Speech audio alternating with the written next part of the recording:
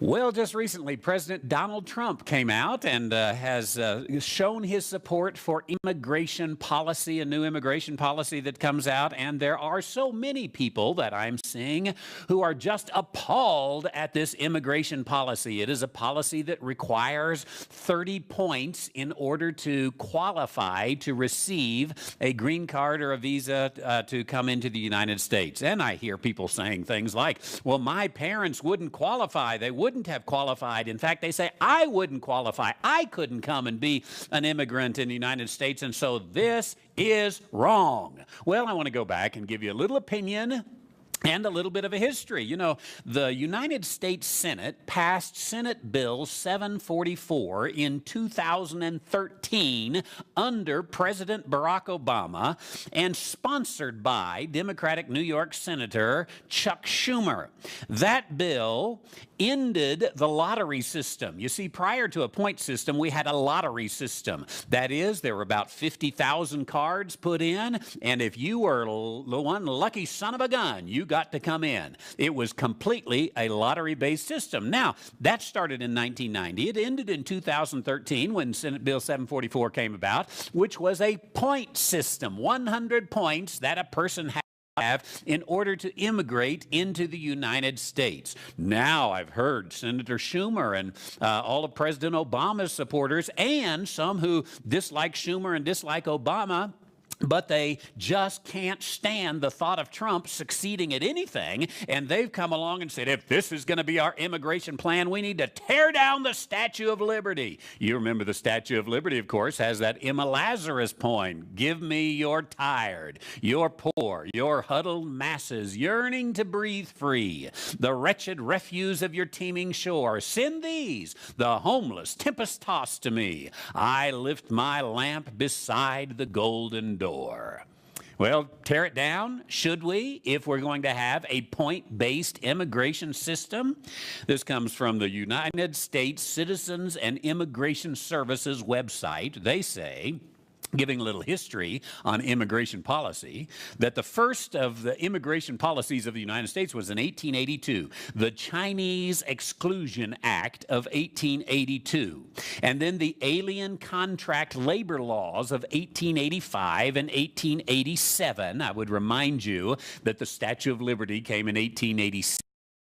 Didn't get here till later as a gift from France. But those laws prohibited certain laborers from immigrating to the United States. This was, again, the 1880s. The General Immigration Act of 1882 levied a head tax of 50 cents on each immigrant and blocked or excluded the entry. Now, I remind you, I'm quoting from the U.S. Citizens Immigration Services website. That act blocked the entry of idiots, lunatics, convicts, and persons likely to become a public charge. Now, that is to say, we have never, since the Statue of Liberty has stood, never have we had a policy that says, send your wretched refuse of your teeming shores, send them, the homeless, tempest-tossed, to me. Send them to my golden door. That has never been the policy of the United States of America. Now, neither the French, furthermore, who gave us the Statue of Liberty, nor Emma Lazarus, who wrote the poem, need to set our immigration policy. We have this system. It's a system of checks and balances and votes and Congress and the President and the Supreme Court, whereby we make the laws under which we live. It's a unique system, and it works. And I am 100%, no, let me change that. I am 1,000% certain that nobody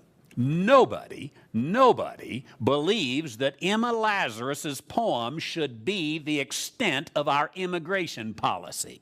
So all I'm saying is, don't give me this, let's tear down the Statue of Liberty if this is what it's going to be, unless you're willing to say the Emma Lazarus poem should be our complete immigration policy. You don't believe that. Intellectual honesty, of course, would would say so. And by the way, if you do believe that, you couldn't be elected dog catcher of Cat County because nobody else believes that.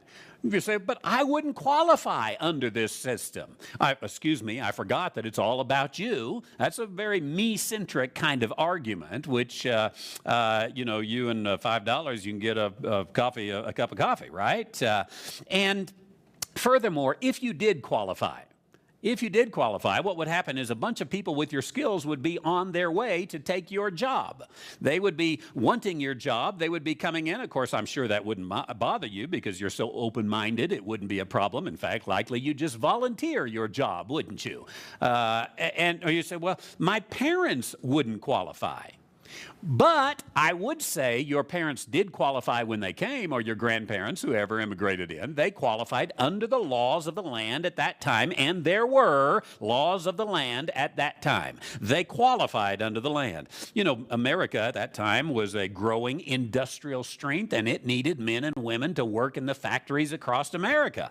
This isn't the same America that we live in today.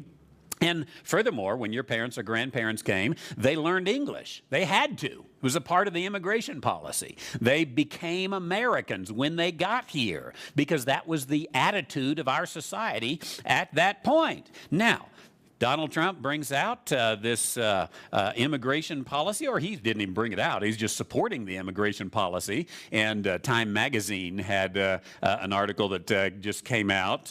Find out if President Trump would let you immigrate into America. August the 7th, 2017, written by, no doubt, some anti-Trumpists who spin this article in such a way that President Trump, he is such an ogre, he wouldn't let you in.